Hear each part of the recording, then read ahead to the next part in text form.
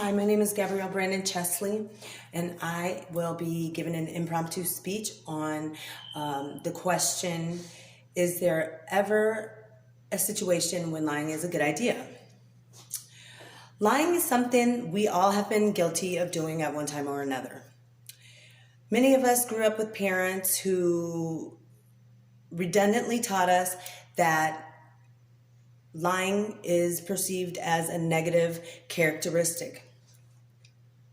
We were trained to perceive lying as such.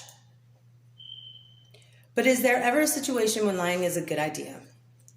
Today, I will be explaining why lying is not only okay, but could even be considered necessary in specific situations, such as the one I will be sharing today. And what could possibly happen as a result of being honest. In the end, I hope that you will be in agreement with me that lying is not always bad, and sometimes it is the right call. Let's begin in April of 2017. This is the month and the year that CPS came into my life and took my firstborn son, Davon, away from me.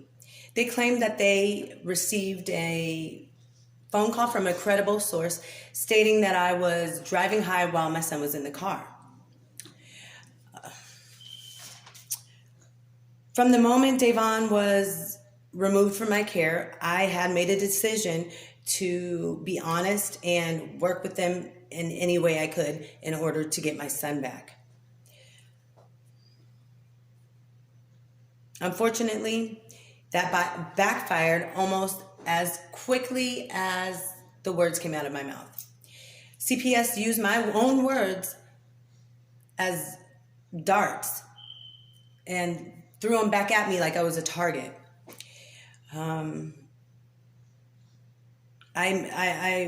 did confess that I had driven with him high once or twice, and CPS used my own words and turned them on me.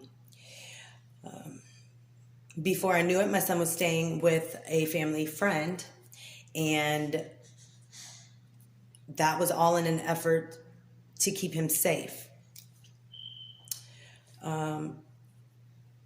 However, I quickly realized that CPS was no court, but rather a three-ringed circus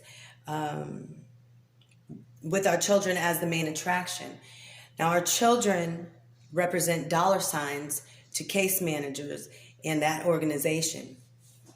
And if they were really doing things in the children's best interest and for their safety, then there would be a substantially lower number of children getting physically abused, getting sexually violated, and even murdered. They're the real liars. They lie in the courtroom. They lie straight to the parents, the grandparents, the aunts, the uncles, the cousins. Anyone who's there is getting lied to. If only I had lied when I was asked by the caseworker if I had driven high with my son. And that is a thought that will haunt me for the rest of my life. It's my number one regret. Why do I wish that I would have lied, you might ask? Well, the answer is simple, but also long-suffering. Had I lied, my son, Davon, might still be here today.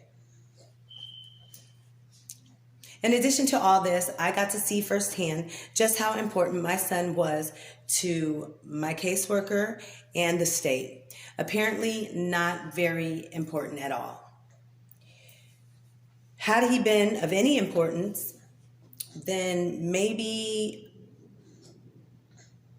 he would have been removed from his foster parents' care when the case manager realized that they were both full-blown alcoholics. She didn't even care enough to do her job properly.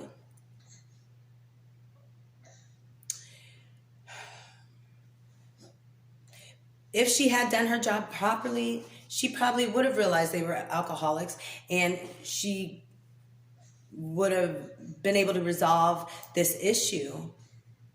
But instead, she didn't do her job, and my son was killed by his foster father, who blames his actions on alcohol.